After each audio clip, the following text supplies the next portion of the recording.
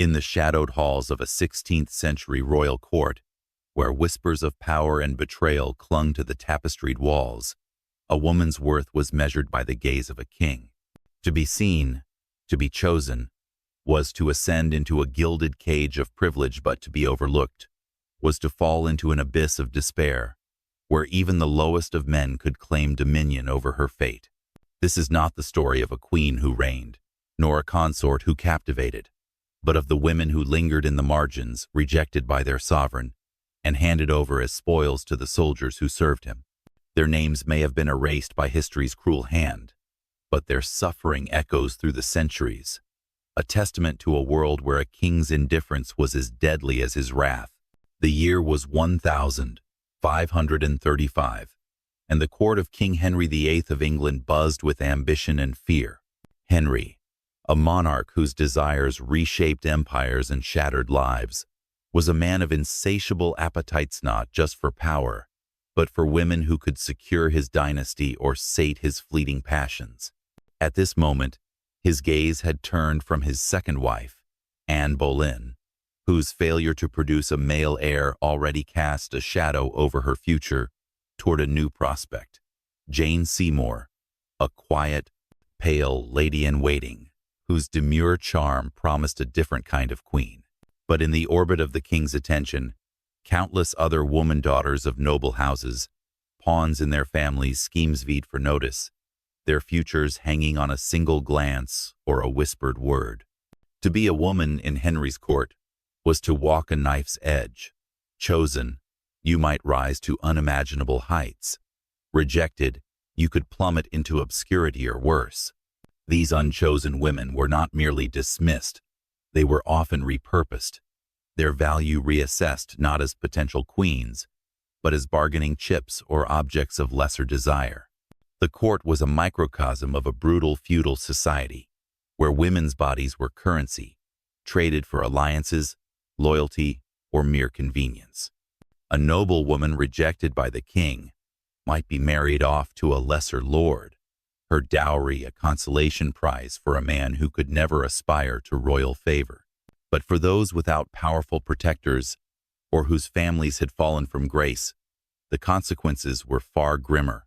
Soldiers, knights, and men-at-armsmen, hardened by war and emboldened by the king's implicit permission, often saw these women as fair game, their rejection a signal that they were no longer untouchable.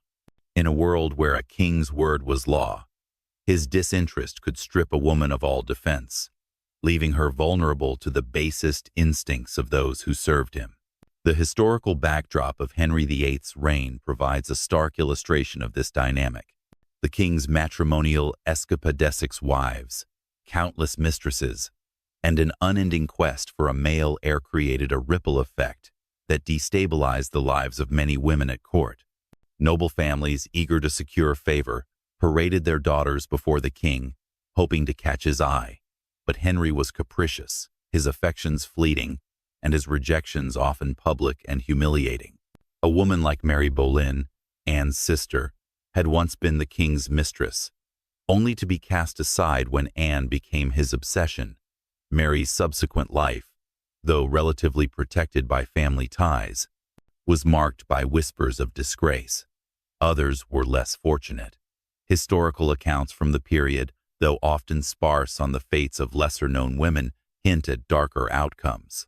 Chronicles and letters occasionally mention young women given to soldiers or knights as rewards for service, their consent irrelevant in a society where patriarchal authority reigned supreme. Beyond the glittering facade of courtly life lay a grim reality. The military culture of the time was one of conquest, not just on the battlefield, but in personal interactions. Soldiers returning from campaigns in France or Scotland, or stationed at garrisons near the royal palaces, were often rewarded with land, titles, or other spoils of war. Women, particularly those deemed unclaimed by higher powers, could become part of these rewards. This wasn't merely a matter of individual cruelty. It was systemic, woven into the fabric of a society that viewed women as property. A rejected lady-in-waiting, once a symbol of potential alliance, could be reduced to a mere token of gratitude for a loyal captain or a band of rough men. The king, whether through direct order or tacit approval, often turned a blind eye to such arrangements. His focus already shifted to the next object of his desire. This was the world into which our story unfolds, a world of glittering promise and hidden horrors, where a woman's fate hinged on the whims of a mercurial king. As we delve deeper, we'll uncover the specific tales of women whose names may not grace the pages of grand histories, but whose lives were irrevocably altered by rejection. Their stories, pieced together from fragments of court records, letters, and the broader patterns of the era, reveal a chilling truth. To be unchosen by the king was not just a personal slight, but a descent into a realm where even the lowest soldier could claim power over their bodies and souls. The stage is set, the players introduced, and the tension begins to build as we turn our gaze to the individual lives caught in this merciless game of power and desire. In the labyrinthine world of Henry VIII's court, every smile masked ambition, and every bow concealed a dagger. The year 1535 marked a turning point in the Tudor dynasty, as the king's obsession with securing a male heir intensified, casting a long shadow over the women who surrounded him. England was a nation on edge, torn between the old Catholic loyalties and the king's radical break with Rome, a schism driven by his desire to annul his marriage to Catherine of Aragon and wed Anne Boleyn. Now, with Anne's position growing precarious after the birth of a daughter, Elizabeth, rather than the longed-for son, the court was a cauldron of intrigue, where noble families maneuvered their daughters like chess pieces, hoping to place them in the king's path. But for every woman who caught Henry's fleeting fancy, there were dozens more who did not, their dreams of glory shattered, leaving them exposed to the predatory underbelly of a patriarchal world. The court itself was a microcosm of power and peril, housed in sprawling palaces like Hampton Court and Whitehall, where opulence hid a brutal hierarchy. Women, even those of noble birth, were rarely agents of their own destiny. Their value lay in their ability to forge alliances through marriage or to bear children who could inherit titles and thrones. A young woman presented at court, often no older than 16 or 17, was a commodity. Her beauty, dowry, and lineage weighed against the political needs of the moment. Henry VIII, a man of towering presence and volatile temper, was the ultimate arbiter of their fate. His interest could elevate a family to dizzying heights, as it had with the Boleyns, but his dismissal could just as easily plunge them into ruin. And in a court teeming with ambitious men, courtiers, advisors, and soldiers loyal to the crown, those who fell from the king's grace often found themselves at the mercy of lesser predators. Among the throngs of hopefuls were women whose names history has largely forgotten, but whose stories can be pieced together from the margins of chronicles and letters.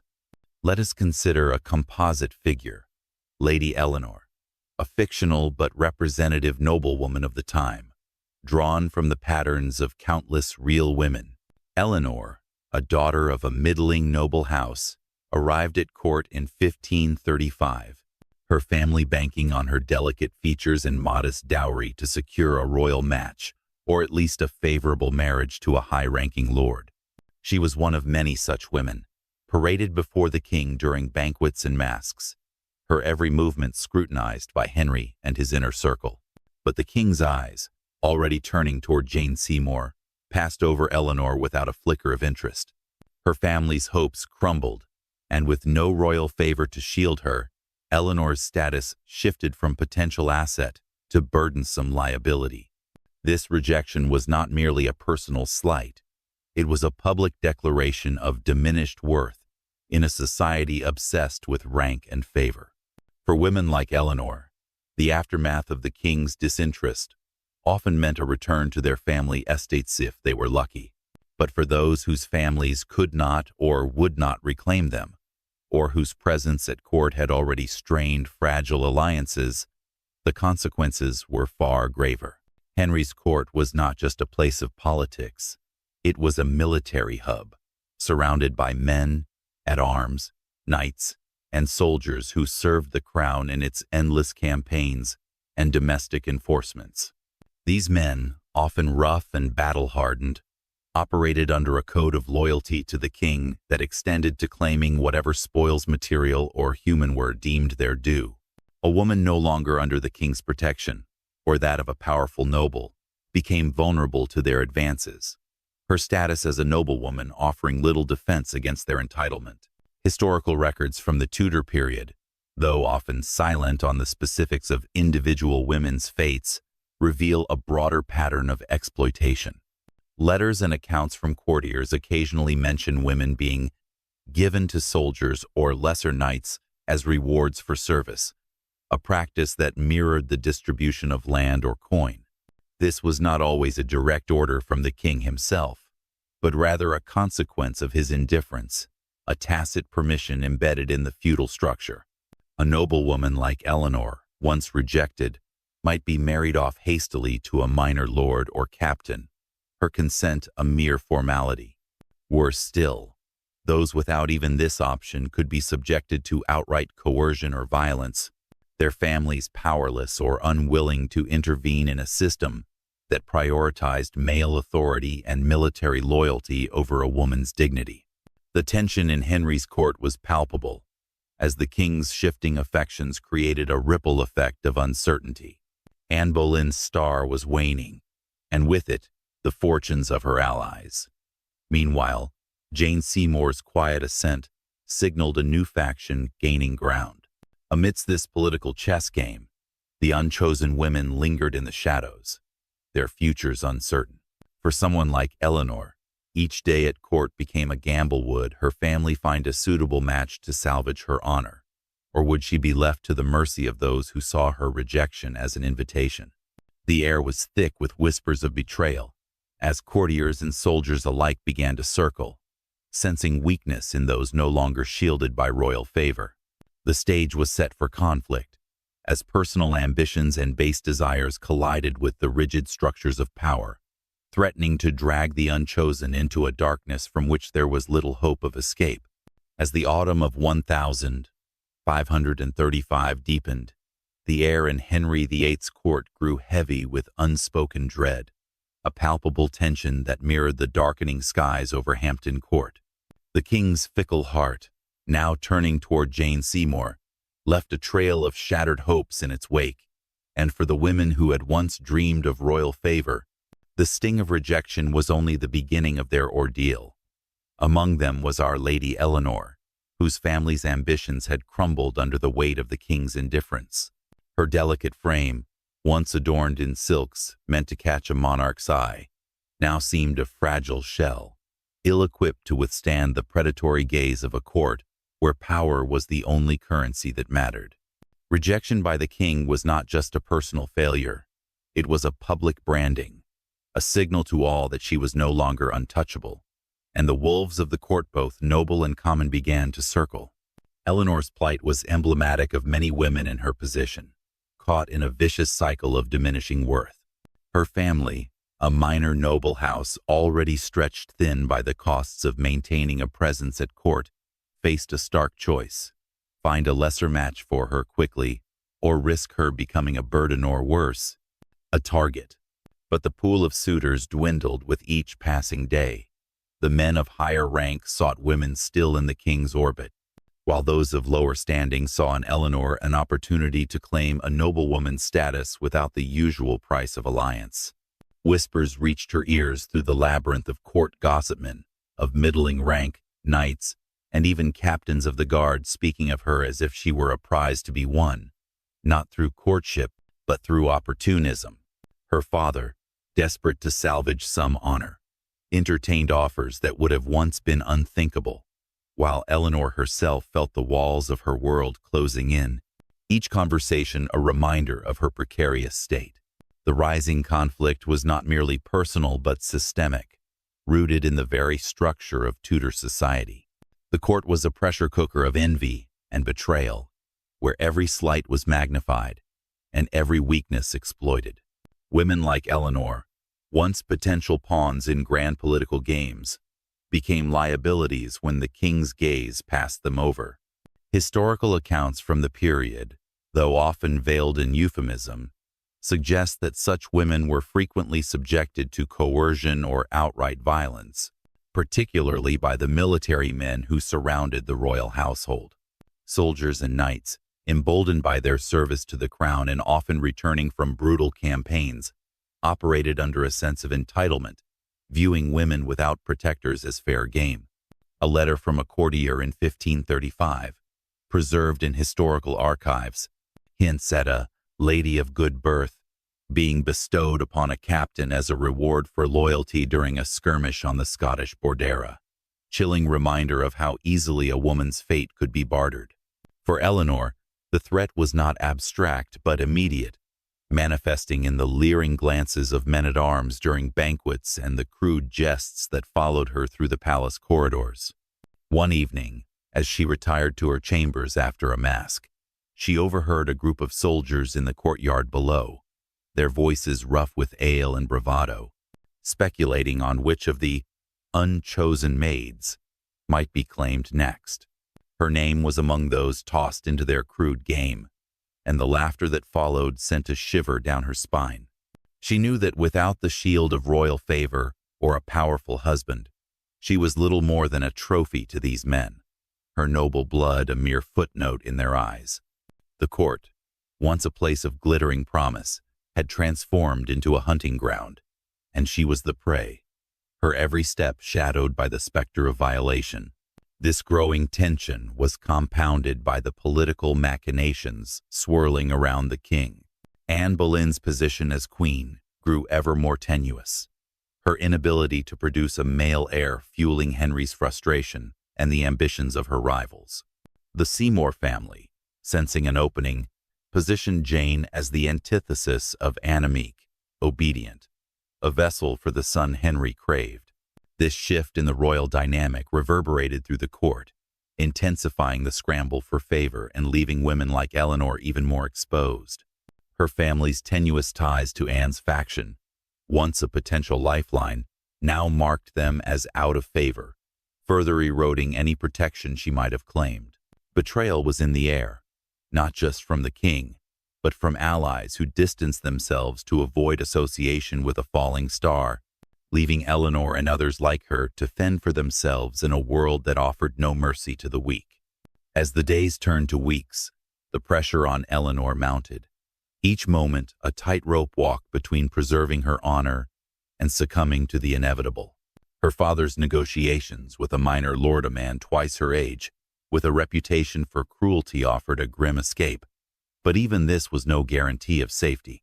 Rumors swirled of soldiers intercepting such arrangements, claiming women for themselves under the guise of royal service, their actions unchecked by a king too preoccupied with his own desires to care for the fates of lesser nobles. The conflict was no longer just a matter of personal rejection. It had escalated into a battle for survival, where envy, lust, and power collided to trap the unchosen in a web of danger. Eleanor's story, like those of so many women in her position, was hurtling toward a breaking point, where the choices left to her would be no choices at all, and the shadows of the court would reveal their darkest truths. By the winter of 1535, the once glittering halls of Henry VIII's court had become a prison of despair for women like Lady Eleanor, whose rejection by the king stripped away the last vestiges of protection she had once taken for granted. The cold seeped into the stone walls of Hampton Court, mirroring the chill that had settled into her heart as her world unraveled. No longer a hopeful maiden vying for royal favor, she was now a ghost among the living, her presence barely acknowledged by the courtiers who once flattered her family. But invisibility was not safety. It was a curse that left her exposed to the basest desires of men who saw her diminished status as an open invitation.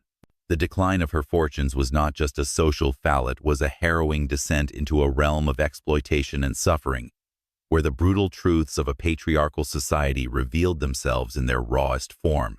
Eleanor's family, desperate to salvage what little honor remained, had reluctantly agreed to a betrothal with a minor lord, a man known for his harsh temper and meager holdings.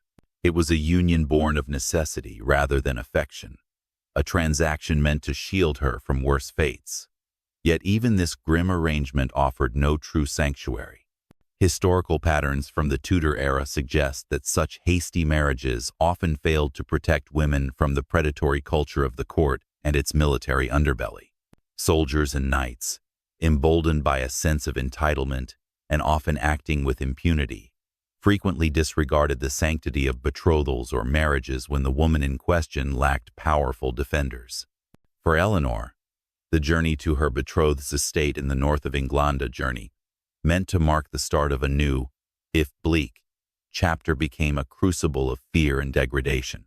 En route, under the escort of a small retinue of her father's men and a detachment of soldiers loyal to the crown, Eleanor found herself at the mercy of those meant to protect her.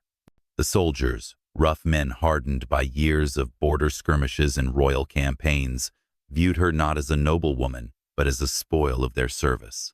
One night, as the party camped in a desolate stretch of countryside, the veneer of civility shattered. Under the cover of darkness, with the wind howling through the barren trees, several of the soldiers approached her tent, their intentions clear in their leering grins and muttered jests. Her father's men, outnumbered and fearful of retribution, offered little resistance as Eleanor's cries for help were swallowed by the night. The assault that followed was a brutal violation, a stark manifestation of the powerlessness that had haunted her since the king's rejection. Her noble blood, once a shield, was now meaningless in the face of men who answered only to their own desires and the tacit permission of a society that valued them more than her. This harrowing experience was not an isolated incident but part of a broader pattern of suffering endured by rejected women of the era. Historical accounts, though often veiled in the language of the time, reveal chilling glimpses of such abuses. Court records and letters from the 16th century occasionally mention women of noble birth being taken by soldiers or lesser knights, their families powerless, to seek justice in a system that prioritized military loyalty over a woman's dignity. The psychological toll of such violence was profound. Women like Eleanor were left not only with physical scars but with a shattered sense of self, their worth reduced to nothing in the eyes of those around them. For Eleanor, the assault marked a point of no return, a moment where the last illusions of safety were stripped away, leaving her to grapple with shame and despair in a world that offered no solace. Back at court, whispers of similar fates reached the ears of other unchosen women, each story a warning of what awaited those who fell from favor. The decline was not always as overt as physical violence. For some, it was a slow erosion of agency, a forced submission to degrading circumstances. Women might be coerced into serving as mistresses to lesser men, their consent extracted through threats or economic necessity, their families unable or unwilling to intervene. Others faced imprisonment of a different kind, confined to remote estates or convents, their lives dictated by the whims of men who saw them as burdens rather than kin. The torture was as much emotional as physical, a relentless grinding down of spirit and hope, as the court's glittering facade gave way to the grim reality of their expendability. For Eleanor, the journey northward continued after that horrific night, but she was a shell of the woman she had been. Her betrothed, upon receiving her, showed little sympathy for her ordeal, viewing her trauma as a stain on his own honor rather than a crime against her person. Her new life was one of quiet subjugation, each day a reminder of the powerlessness that had defined her fall. The soldiers who had violated her faced no repercussions, their actions buried under the weight of a society that turned a blind eye to such indiscretions.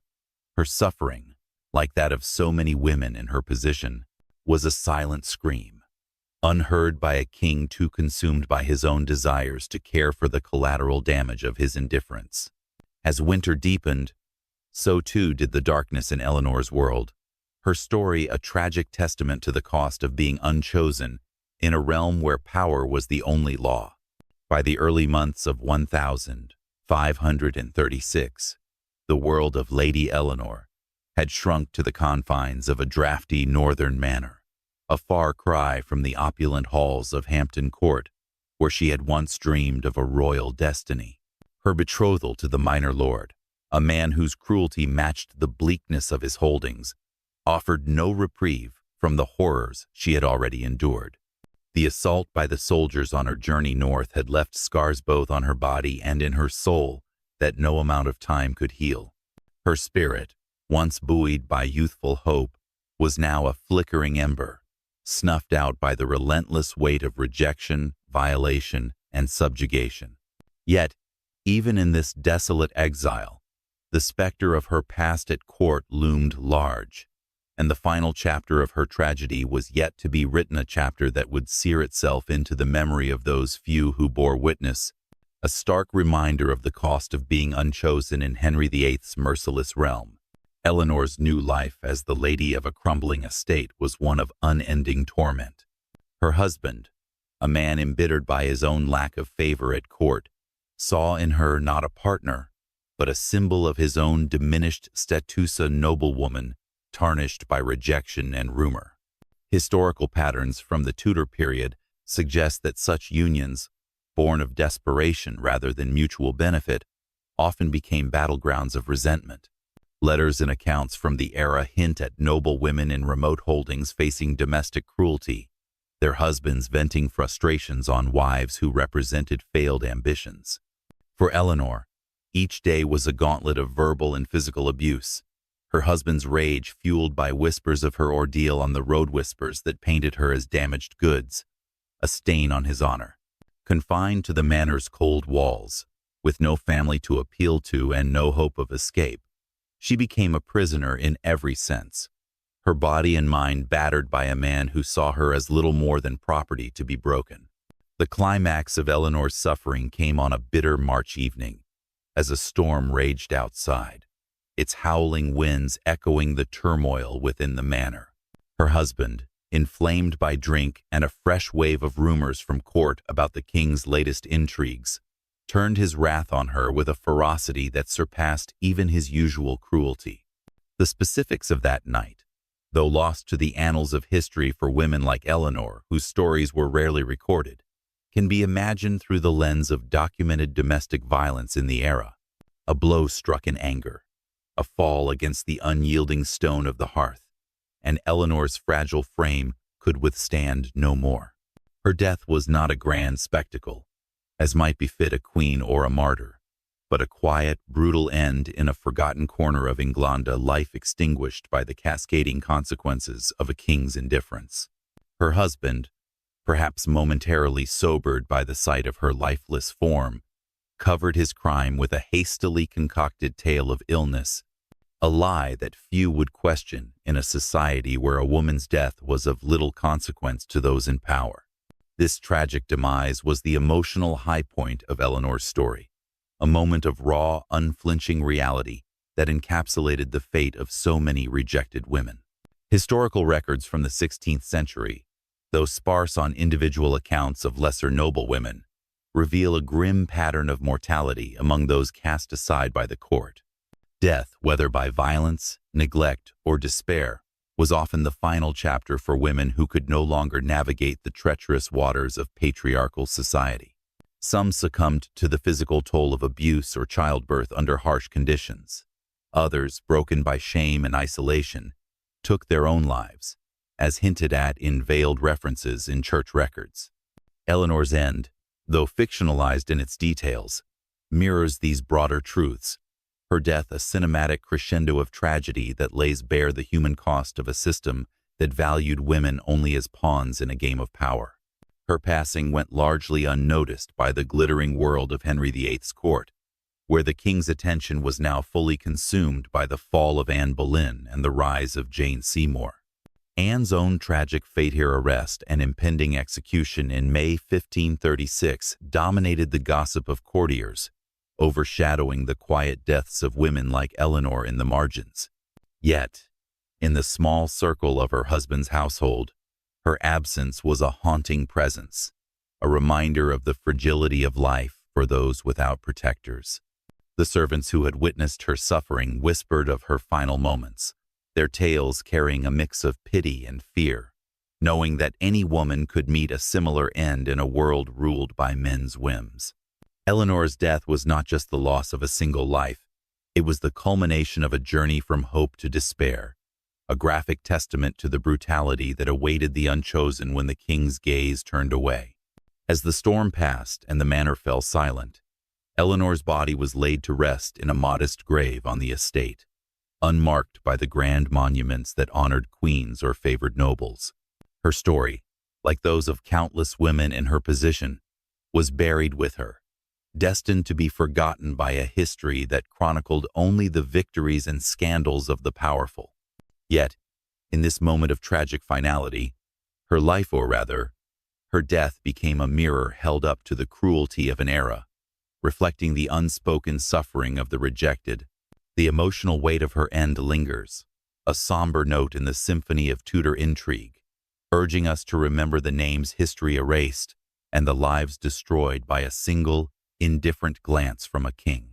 In the wake of Lady Eleanor's tragic death in the spring of 1536, the world of Henry VIII's England marched on, heedless of the quiet grave in a northern manor where a once hopeful noblewoman lay forgotten. Her passing, unmarked by royal decree or courtly mourning, was but a ripple in the tumultuous sea of Tudor history, where the dramatic falls of queens like Anne Boleyn, executed in May of that year, commanded the attention of chroniclers and gossips alike. Yet, the aftermath of Eleanor's life, though unrecorded in the grand annals, reverberated through the small sphere of her husband's estate and beyond, a somber testament to the countless women whose stories were erased by a society that valued them only as tools of alliance or objects of desire. Her death was not the end of her impact. It was a silent cry that echoed through the lives of those who knew her and through the broader patterns of history that shaped the fates of the unchosen. For those in the manor where Eleanor spent her final days, her absence cast a long shadow.